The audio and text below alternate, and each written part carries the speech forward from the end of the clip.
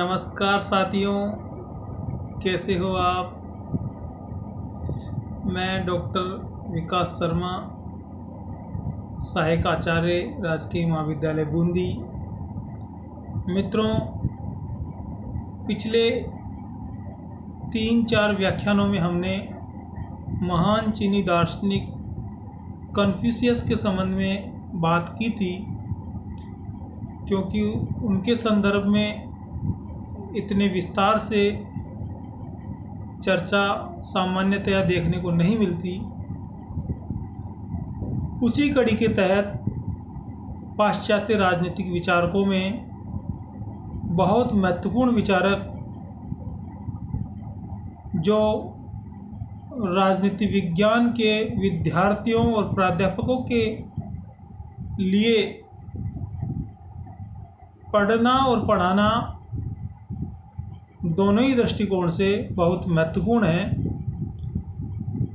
हम उन राजनीतिक दार्शनिक, राजनीतिक चिंतक, राजनीतिक वैज्ञानिक की आज यहाँ बात करने जा रहे हैं, और वह है मैकियावेली। मैकियावेली को हम मध्य युग का अंतिम और आधुनिक युग का प्रारंभ बिंदु मान सकते हैं। कई बार इन्हें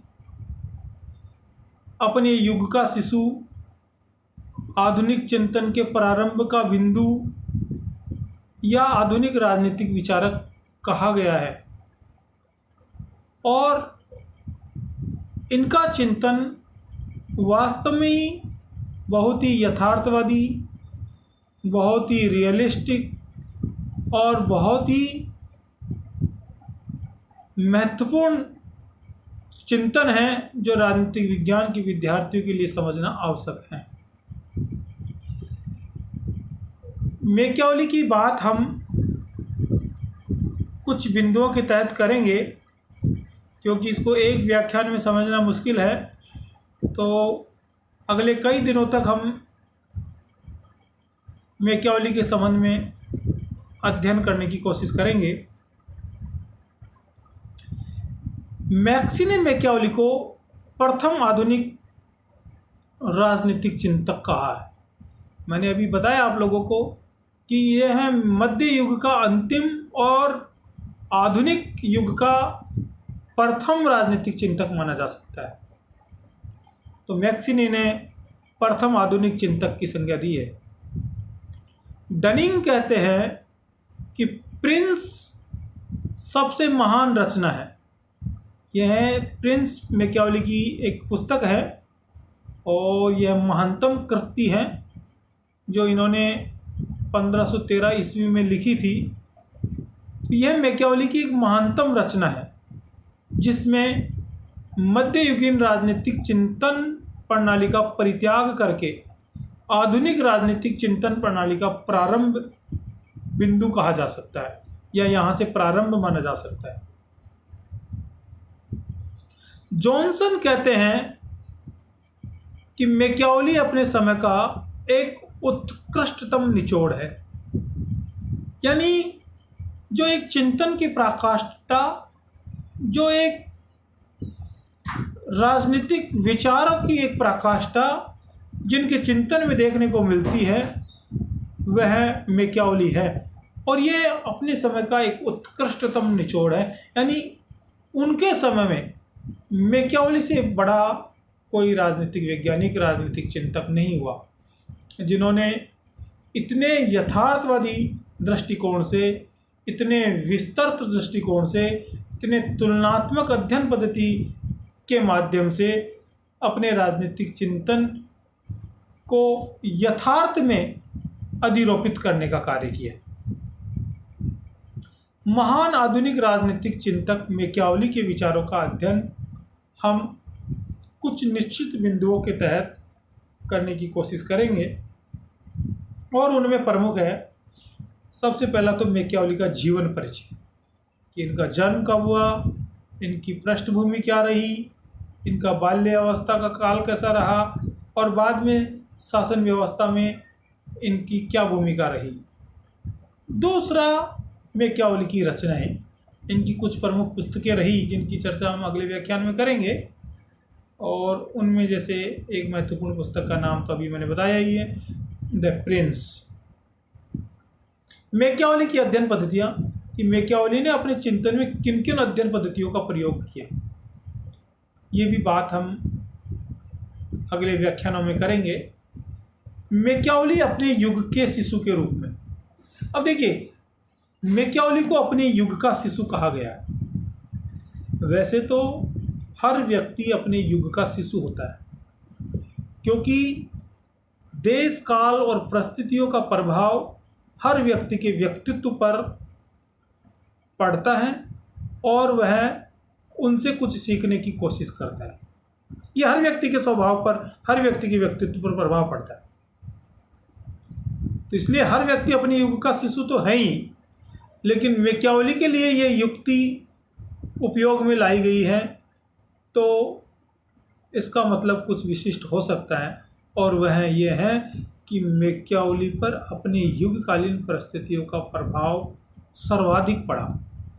यानी यह अपने समकालीन परिस्थितियों से सर्वाधिक प्रभावित रहे, और उन परिस्थितियों को परिवर्तित करने का, इटली को एकीकृत करने का, जो विखंडित था इटली साम्राज्य, उसको एकीकृत करने का, उसकी शासन व्यवस्था को सुव्यवस्थित करने का जो कार्य मैकियावेली ने किया, वह किसी अन्य चिंतक ने नहीं किया। अपने यहाँ भी राजा राममोहन राय को आधुनिक भारत का जनक कहा जाता है, क्योंकि वो भी एक ऐसे पड़ाव पर थे कि जहाँ एक और मध्यकाल खत्म हो रहा है और दूसरी ओर आधुनिक काल प्रारंभ हो रहा है। राजनीतिक चिंतन की जहाँ धाराएं चेंज होती है, राजनीतिक चिंतन का जहाँ से एक पटाक्षेप होता है, एक मेजर परिवर्तन जहाँ से आता है, तो वहाँ से हम युग परिवर्तन की बात करते हैं। तो मैकियावेली अपने युग के शिशु के रूप में, इनकी चर्चा भी हम अगले कुछ व्याख्यानों में करेंगे। मैकियावेली के प्रमुख राजनीतिक विचार, कि मैकियावेली ने क्या क्या राजनीतिक विचार अपने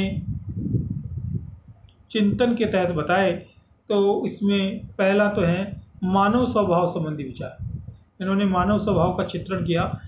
इनके बाद में फिर जो सामाजिक समझौतावादी विचारक है हॉब्स, लॉक, रूसो, उन्होंने भी मानव स्वभाव के ऊपर अपने विचार रखे और उन्होंने भी मानव स्वभाव का चित्रण किया। लेकिन इनके सबके मानव स्वभाव के चित्रण में बहुत अंतर है, और ये मैकियावेली जो प्रथम व्यक्ति था जिसने मानव स्वभाव का चित्रण लगभग यथार्थ रूप से करने की कोशिश की, क्योंकि वह वास्तव में मानव के व्यवहार में, मानव के लक्षणों में, मानव के आचरण में ऐसा ऐसा व्यवहार दिखाई देता है जैसा मैकियावेली ने बताया। धर्म एवं नैतिकता संबंधी विचार, और तीसरा राज्य संबंधी विचार। ये मैकियावेली के प्रमुख राजनीतिक विचार है।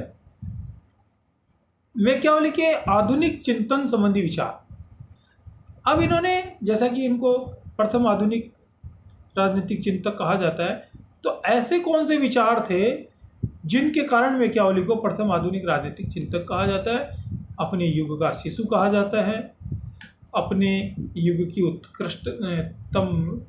युग का उत्कृष्टतम निचोड़ कहा जाता है।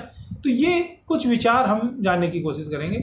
राजनीतिक चिंतन के इतिहास एवं मैकियावेली, राजनीतिक चिंतन का इतिहास क्या रहा और मैकियावेली पर उसका क्या प्रभाव पड़ा, या यूँ कह दीजिए कि मैकियावेली के चिंतन का उस पर क्या प्रभाव पड़ा, ये भी हम चर्चा करेंगे।